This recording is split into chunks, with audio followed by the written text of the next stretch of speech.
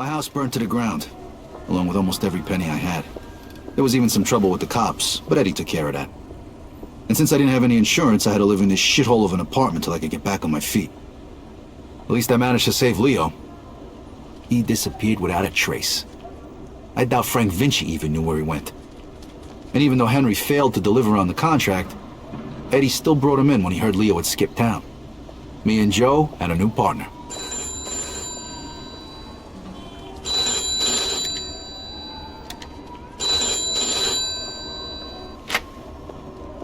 Hey Vito, it's Henry. Hey. Listen, I'm setting up something big. I want you to come in on it. If you're interested in hearing more, come meet me at Lincoln Park and bring a piece. Okay. I'll see you there.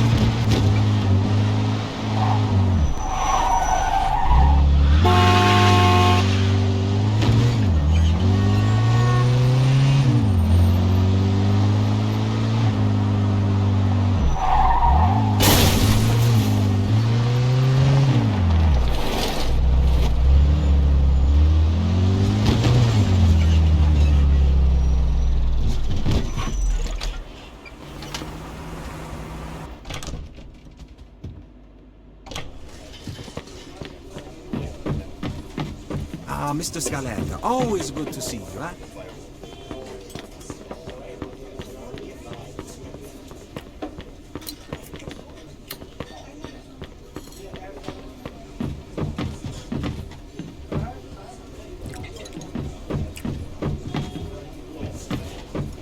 Something to drink, Mr. Scaletta?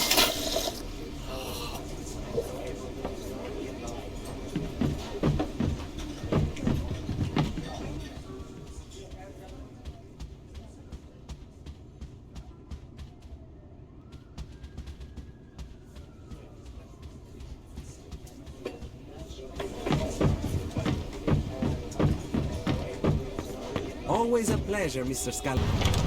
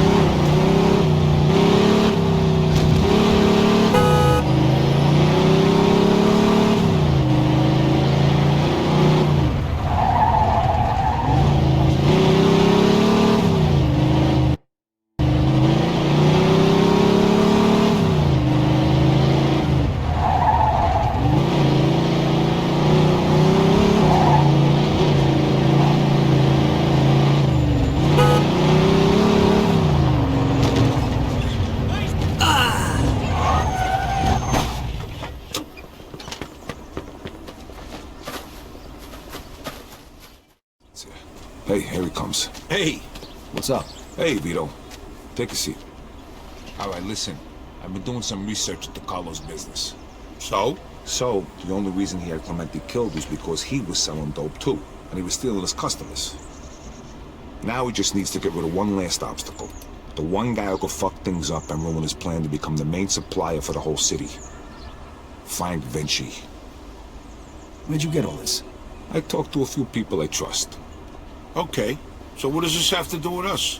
Cause if he can do it, why can't we? A kilo of heroin costs $2,500 over in France. Then it's another $1,000 to get it here. And? And we pick up 11 grand for just driving the stuff to the dealers. That's $7,500 profit a kilo. Yeah, but what about Falcone? Carlo won't find out. And even if he does, he'll just threaten us and demand a cut. All right, but if Carlo's the only big supplier in the city, where are you gonna buy the stuff from? I'm way ahead of you. What do you two know about the Tongs? The Chinks? Some kind of organization for Chinese immigrants, right? That's what I said, the Chinks. Right, but it's also a front for their other operations. They run the Chinese quarter, and they keep to themselves. But some of them are interested in doing business with outsiders, and they need middlemen since most people are afraid to deal with them. And we're the middlemen. Yep. They'll give us 10 kilos to start. For how much? 35 grand. And we can sell it for... 110. Nice. Okay, well, where the hell are we gonna get our hands on 35 grand? I know a loan shark, the Yid over on Palisade. I think a loan is 35, we give him 45 back. Now that means our take is over 20 grand a piece. Not bad for just moving the shit from one place to another. But you know, who's gonna end up using this crap? What do you care? As long as it isn't an outlet. Of course, Vinci was right. Drugs are bad news, they kill people. Look, only idiots do drugs. Deadbeats and losers. If they want to kill themselves so badly, I'd gladly help them out. Especially for 20 grand. I got buyers in the ghetto. They'll take care of the distribution. So we don't need to worry about that. Are you guys in or not? I'm in. Come on, don't be stupid, Vito. 20 fucking grand in one afternoon. When? Right now. If we don't take the offer, the towns will just find somebody else. Come on, Vito, it'll be a piece of cake. Let's go see Bruno then. Vito, how about you run us all down there? He's on Palisade Street. Okay, let's go.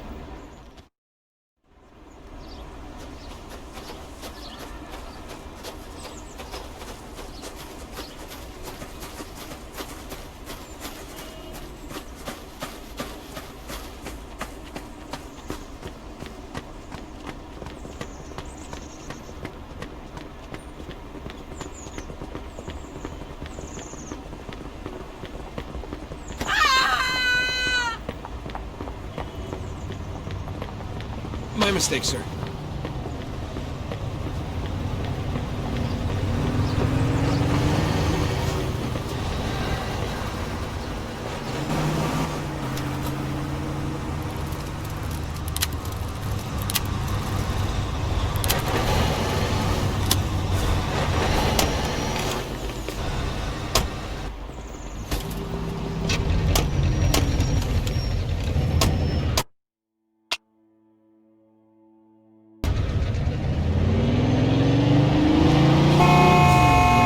So who's this guy we're gonna see, Henry? His name's Bruno. He's one of the only In pursuit of a speeding vehicle. This big. What if he doesn't give it Copy to us, that. then what? Then the deal's off. But don't worry, I know this guy. He'll give us the money. There ain't nobody else we can get this kind of money from? There's 3 other guys I know of. But if you want to ask Carlo or Frank Vinci for 35 grand, be my guest. Yeah, no thanks. Who's the third guy? He ain't in business no more. Somebody blew up a room full of his guys and shot him point blank in the face with a Tommy gun. Oh, that guy. Come on, we said we wasn't gonna talk about that. All right, so, Henry, what is this guy, rich or something? I think he gets his money from some of the bosses from out of town who sit on the commission. Yeah? Oh, shit. Yeah, which is why we can't stiff the guy. Besides, we gotta keep this quiet. Can we trust him? Sure, wise guy's been borrowing money from this guy forever. As long as we pay him back on time, we won't have a problem. This is it, stop here.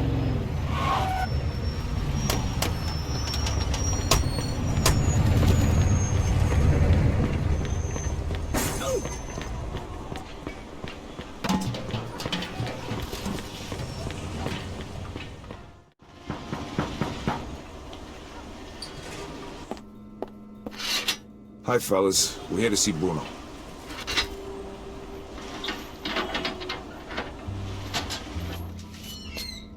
Hiya, Henry.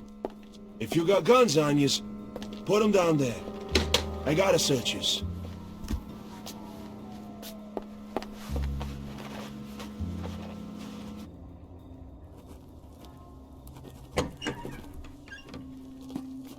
Hiya, Bruno. Hello, Henry. So, to what do I owe the pleasure of your company today? I need 35 grand in $20 bills. Oh, that's a lot of money, Henry. A lot of money. Tell me, why should I give that much to a small-time guy like you, huh? Convince me. I got a sure thing. You'll have 45 by the end of the week. What kind of sure thing? Sorry, Bruno. That's a trade secret. Then 45 is not enough. I'd be more comfortable with 65. It's a bit steep, even for you. 50 is all I can do. Henry, I have no guarantee I'll get my money back. And you have nowhere else to go. So, how about 60? Don't think of it as interest. It's more like my cut of the profits. 55, final offer. Anything more than that, it's not worth my time. Deal.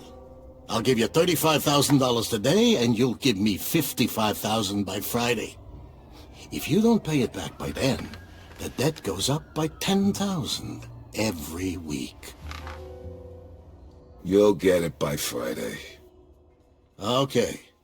Isaac, prepare $35,000 in $20 bills. Now, you know I trust you, Henry, but if you screw me, remember these wise words from the Bible. And my wrath shall wax hot, and I will kill you with the sword, and your wives shall be widows, and your children fatherless. Exodus, chapter 22, verse 24. I'm impressed. You don't seem like the church-going type. But just remember, the money isn't mine. So even if you get rid of me, that doesn't get rid of your debt. So no funny business, okay, boys? Sure, Bruno. Thank you, Isaac. You want to count it, Henry? I'll take your word for it, and I'll bring it back on Friday along with your cut. I hope so. Good luck, boys.